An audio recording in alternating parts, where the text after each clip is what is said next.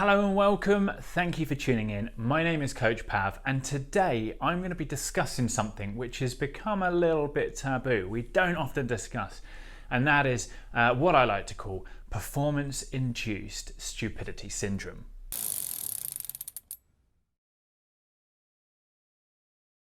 Now, you might have already caught the abbreviation of this. And that probably makes it a little bit light on the topic, which is, honestly, it can be quite serious.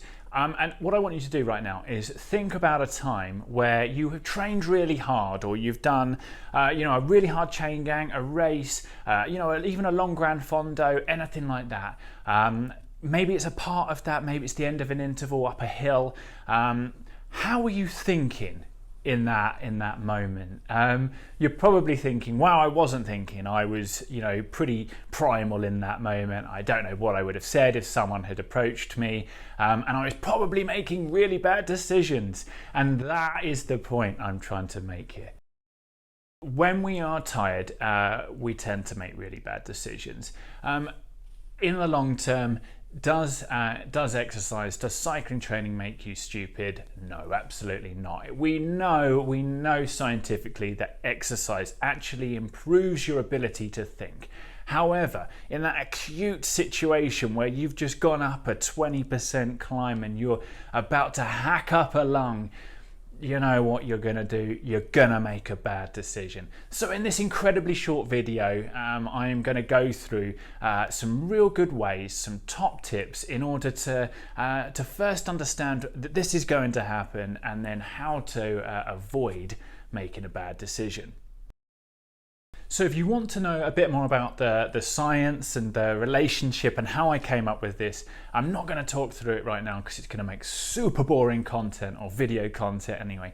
But head to my blog. It's at coachpav.com, where you can find a lot of references and resources about fluid intelligence and stuff like that, and the reason why we tend to have a problem performing under incredible stress.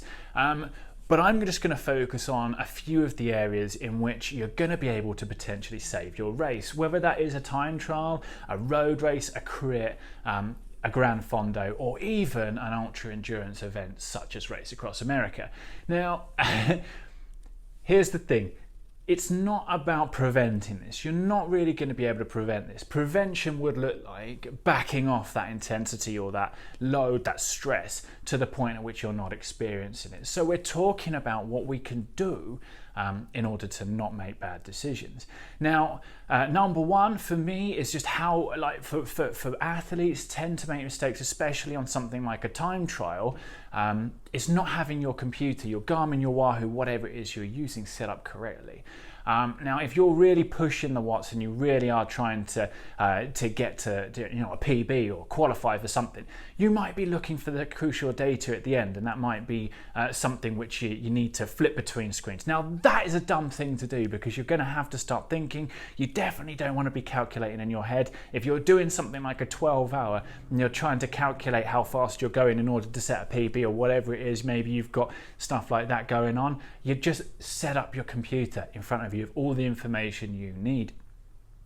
That is the number one rules for making sure that you're getting the training right correctly, but also just to make sure that you're not having to flip between screens at the end, especially maybe you're climbing up a steep hill in your Gran Fondo and you're starting to wonder when the end is, and maybe you don't have like lap distance or something like that there. If you have a setting where you can just look at how long the distance is, and you've got one of those handy little course profiles stuck to your top tube, you're golden. So talking about Gran Fondos and Sportives and stuff like that, something which I know I've certainly done in the heat of Sportive when I was first starting to ride is mess up the course. I've done it in a time trial too. I'm certain that everybody probably has at some point gone a little bit off course. This can happen for many reasons. For me, my first time I did it wrong is I was following someone's wheel who turned out not to be in the Sportive. I followed him for a few miles and was well off course by the time he turned around and said, "Oh, I think you were supposed to turn." So I think number one for me, the way to resolve this is to learn the course. Now, everybody's got a GoPro nowadays, so you probably, with a popular course, are going to be able to find actual footage of this. And you could even use software like Full Gas or RGT to climb this on a trainer indoors to get a real life experience of it. And I think this is going to really help you out. Knowledge of that course is going to make you less likely to panic when you are in the heat of a moment trying to work out where you're going, especially some of these courses on open roads where it might be very easy to miss a sign, and especially if you've not got GPS loaded into your computer. So something that I always recommend to all my athletes who are racing, whether that is crits or road races or on the track or whatever, one of the biggest ways in which you can actually see as a tactical advantage is to get to know your competitors. Racing with them often is going to allow you to start to think about what they might do in any moment. And this is going to allow you, when you're stressed, especially in a crit or a track race, to kind of have that edge on them, to be like, oh, they usually go at this corner or at this point towards the end, and you can predict that, and it almost becomes automatic rather than you having to look around and try and figure out what everybody's going to do when you're already tired. And that leads to mistakes, really bad mistakes, and in the heat of racing, that's often where crashes can happen, and we really want to avoid that. So definitely being mindful of who your competitors are and getting to know them a little bit can really, really help you out when you're under it. So another big one for me, especially if you're doing like a Gran Fondo or a Sportive and you're new to it, is making sure that you remember to eat and drink. Now, when you're getting, in the middle of it, especially in a group, if you're unfamiliar with a group and you're pushing really hard, it'd be quite easy to forget to actually sip on your drink or have a gel or a bar or something like that. And that can be really detrimental to your performance later on. So rather than you having to think about this consciously and make a mistake, especially if you're constantly looking at your timer, the duration completed, as a reminder to eat or drink maybe every 15 minutes or so, set an alarm, either on your phone, maybe on your watch, or on your cycling computer, that tells you or reminds you to eat and drink. And then that way, at least you're not going to forget in the heat of the moment and not have any disastrous consequences. So that's a really good, simple little tip to make sure you don't forget something that is very important to your performance.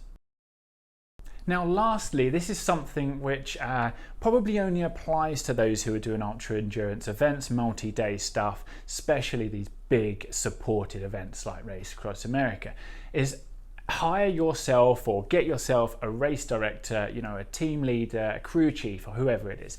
And what they're going to do, make decisions for you. Like in the middle of these kind of races, especially, even a 12-hour time trial, having someone at the side of the road supporting you, telling you you need to go harder, you can go slower, you need to drink more, you look hot, blah, blah, blah, whatever it is, you don't want to be making those decisions as the rider at these events.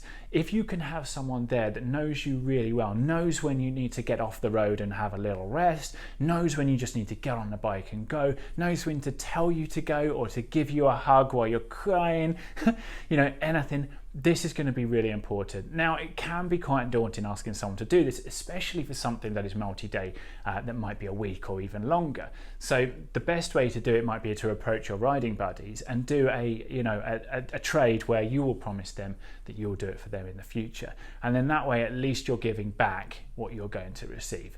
And that should make it easier to find yourself someone that you can start to learn with and trust, who will make the decisions that you would expect, you would make yourself if you weren't so tired.